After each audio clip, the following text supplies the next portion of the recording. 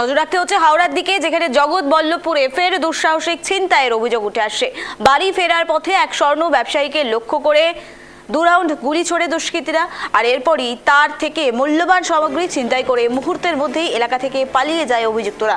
ঘটনাটি ঘটেছে জগৎবল্লভপুর থানার পাতিহাল এলাকায়। এই ঘটনায় এলাকায় তীব্র চাঞ্চল্যের সৃষ্টি হয়েছে। খবর পেয়ে পুলিশ ঘটনাস্থলে পৌঁছে তদন্ত শুরু করেছে।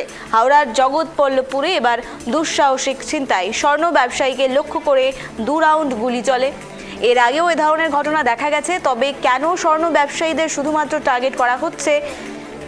এই ঘটনার সঙ্গে কেউ পরিচিত যুক্ত রয়েছেন কিনা সে বিষয় নিয়েও উঠছে প্রশ্ন। হাওড়ার দিকে নজর রাখছি, যেখানে জগৎবল্লভপুর এলাকায় দুঃসাহসিক ছিনতাই, স্বর্ণ ব্যবসায়ীকে লক্ষ্য করে 2 রাউন্ড গুলি চালানো হয় বলে অভিযোগ উঠে আসছে। স্থানীয় সূত্রে এমনটাই খবর, এবং পাশাপাশি পুরো ঘটনা তদন্ত শুরু করেছে পুলিশ। কোথা থেকে এই আগ্নেয়াস্ত্র এলো এবং পাশাপাশি যারা অভিযুক্তরা রয়েছে, দুষ্কৃতীরা রয়েছে, তাদের কি চিহ্নিত করা যাচ্ছে কিনা, আইডেন্টিফাই করা যাচ্ছে কিনা, পুরো বিষয় নিয়ে কিন্তু ইতিমধ্যেই তদন্ত শুরু করেছে পুলিশ।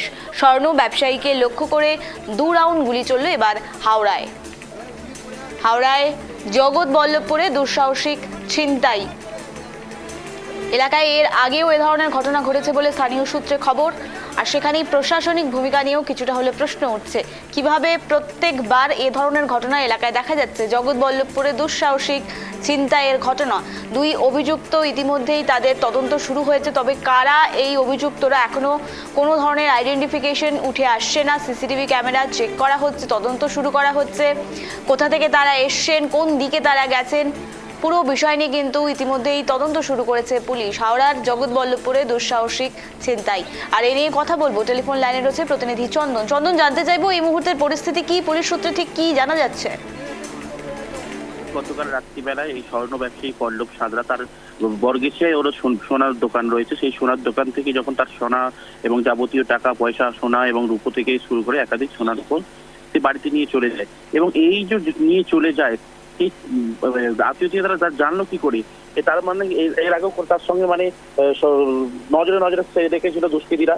এবং গতকাল রাত্রে সেই দুষ্কৃতীরা কিন্তু তার যে দোকান বন্ধ হওয়ার সময় তার বাড়ির দোকানের সামনে নাকি দাঁড়িয়েছিল, তাকে ফলো করেছে।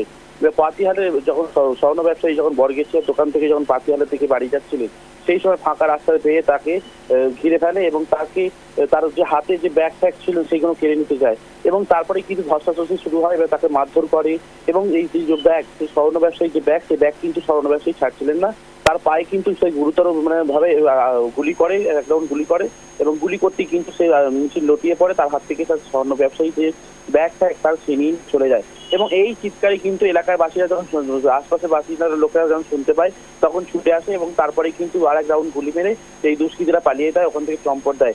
এবং এই যে বলি, আততীয়াতরা যারা দুষ্কৃতীরা যারা স্বর্ণ ব্যবসায়ীকে ঘেরাও করেছিলেন, তারা কি আজও তাকে ফলো করে সেই এই ঘটনা ঘটেছে, না অন্য কিছু কারণ রয়েছে, তাও কিন্তু খতিয়ে দেখছে। এবং তোমাকে বলে রাখি, এই যে স্বর্ণ ব্যবসায়ী যে দোকান, সেই দোকান থেকে যতদূর রাস্তা রয়েছে তার সেই সিসিটিভি ফুটেজ জগৎবল্লভপুর থানা পুলিশ সংগ্রহ করেছে। এবং তাড়াতাড়ি এই যে ঘটনাকে কেন্দ্র করে ব্যাপক চাঞ্চল্য ছড়ায়। এবং তোমাকে বলে রাখি, সেই সিসিটিভি ফুটেজ দেখে জগৎবল্লভপুর থানা পুলিশ কিন্তু তদন্ত শুরু করেছে।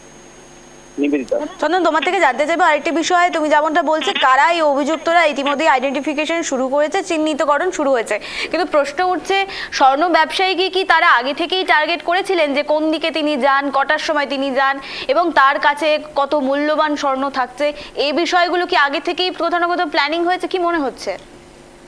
বলে রাখি, স্থানীয় সূত্রে যেটা জানা গেছে, এই যে আততীয়রা যারা দুষ্কৃতী, তারা কিন্তু তার উপর টার্গেট ছিল যে কখন কোন সময় বেরোয়, কোন সময় তার হাতে ব্যাগ থাকে, এবং যে রাত্রিবেলায় যে তার হাতে যে সোনা গয়নার উপর তার নিয়ে যায়, সেটাও কিন্তু তারা দুষ্কৃতীরা তারা সন্দেহ করেছে। এবং সেই সন্দেহ জেরেই কিন্তু আজকে গতকাল রাত্রিবেলায় এই স্বর্ণ ব্যবসায়ী যখন বাড়ি ফিরছিলেন, তার হাতে যে ব্যাগ ছিল, সেই ব্যাগে কিন্তু সোনা, রূপো এবং বেশ কিছু নগদ টাকা পর্যন্ত ছিল। এবং সেই নজর জারি করার পরে কিন্তু যখন পাতিহালের দিকে যাচ্ছিলেন, পাতিহালের যে জগৎবল্লভপুর থেকে পাতিহালে যেতে গিয়ে অর্ধেক রাস্তাটা কিন্তু পুরো অন্ধকার এবং ফাঁকা রাস্তা, সেই ফাঁকা রাস্তায় কিন্তু সুযোগ পেয়ে কিন্তু তাকে স্বর্ণ ব্যবসায়ীকে ঘিরে ধরে। এবং তার পায়ে যখন গুলি মারে, যে তার ব্যাগ থেকে হাত ছিনতাই করছিলেন, তখন কিন্তু সে ছাড়েনি বলে তাকে মারধর করা হয় এবং তার পায়ে এক রাউন্ড গুলিও চায়। এবং সেই গুলি চালার পরে কিন্তু মাটিতে লটিয়ে পড়ে। এবং এই স্বর্ণ ব্যবসায়ীর হাত থেকে যা ছিল, ব্যাগ থেকে সোনা, রূপো, গহনা এবং নগদ যে টাকা, সেই টাকা ছিনতাই করে খবর দেয়। এবং তোমাকে বলে রাখি, যখন গুলি চালিয়েছিলেন এলাকার লোক শব্দে আওয়াজে শুনতে পেয়ে যায়, এবং যখন এলাকাবাসীরা যখন ছুটে আসে সেই সময় কিন্তু আর এক রাউন্ড গুলি করে কিন্তু চম্পট দেয় দুষ্কৃতীরা।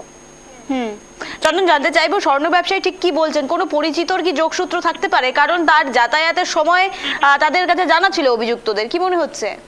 দেখো, তোমাকে বলে রাখি, যখন স্বর্ণ ব্যবসায়ী যখন দোকান থেকে যখন বাড়ি ফিরছিলেন তখনও এই যে দুই দুষ্কৃতী তারা কিন্তু বাইরে থেকে তারা নজরদারি করছিলেন, এবং তারকে আজকে তাদের যে সিসিটিভি ফুটেজ সেই সিসিটিভি ফুটেজ তাকে দেখিয়ে তারা শনাক্ত করা হবে, এবং তাদেরকে চেনে কিনা না আগেও মানে আত্মীয় স্বজন থেকে শুরু করে একাধিক তাদেরকে জিজ্ঞাসাবাদ চলবে। এবং তোমাকে বলে রাখি, এই যে স্বর্ণ ব্যবসায়ী যে ছিনতাই করিয়েছে, মানে তার হাত থেকে যে ছিনতাই করে নিয়ে চলে গেছে, যারা ছিনতাই করেছে তাদেরকে কিন্তু ছবি দেখিয়ে তাদেরকে চিহ্নিত করার চেষ্টা চালাচ্ছে জগৎবল্লভপুর থানার পুলিশ। বেশ, শেষ প্রশ্ন জানতে চাইবো, কত টাকার সোনার গয়না ছিল সেখানে স্বর্ণ ব্যবসায়ী নিয়ে যাচ্ছিলেন, কি জানা যাচ্ছে পুলিশ সূত্রে? দেখো, তোমাকে বলে রাখি, পুলিশ সূত্রে সেটা এখন কিছু জানা যায়নি, এবং স্বর্ণ ব্যবসায়ী জানিয়েছে বেশ কিছু সোনা গয়না থেকে শুরু করে নগদ কিছু টাকা তো ছিল, এবং যতক্ষণ না তার থেকে জিজ্ঞাসাবাদ চালাচ্ছে। তোমাকে বলে রাখি, স্বর্ণ ব্যবসায়ীকে পায়ে গুলি করার পর কিন্তু প্রথমে জগৎবল্লভপুর হাসপাতালে নিয়ে যায়, তারপরে ওখান থেকে স্থানান্তরিত করে হয় কলকাতা বেসরকারি হাসপাতালে। এবং এই যে স্বর্ণ ব্যবসায়ী যতক্ষণ না তাকে জিজ্ঞাসাবাদ চালাচ্ছে ততক্ষণ যে কত টাকা চুরি হয়েছে বা কতটা সোনা চুরি হয়েছে বা কত টাকা নগদ ছিল তাও এখন পরিষ্কার জানা যায়নি। বেশ, ধন্যবাদ চন্দন। অর্থাৎ যে খবরের দিকে আমরা নজর রাখছিলাম, স্বর্ণ ব্যবসায়ীকে লক্ষ্য করে 2 রাউন্ড গুলি, আর সেখান থেকেই প্রশ্ন উঠে আসে স্বর্ণ ব্যবসায়ীকে হঠাৎ কেন টার্গেট করা হলো? কোনো কি পরিচিত এই ঘটনার সঙ্গে কি যুক্ত রয়েছেন, নাকি এই ঘটনার আড়ালে অন্য কোনো ষড়যন্ত্র রয়েছে? পুরোটাই এখন ধোঁয়াশা। পুলিশ তদন্ত শুরু করেছে, আর সেখানেই দুঃসাহসিক ছিনতাই গোটা এলাকায় চাঞ্চল্য।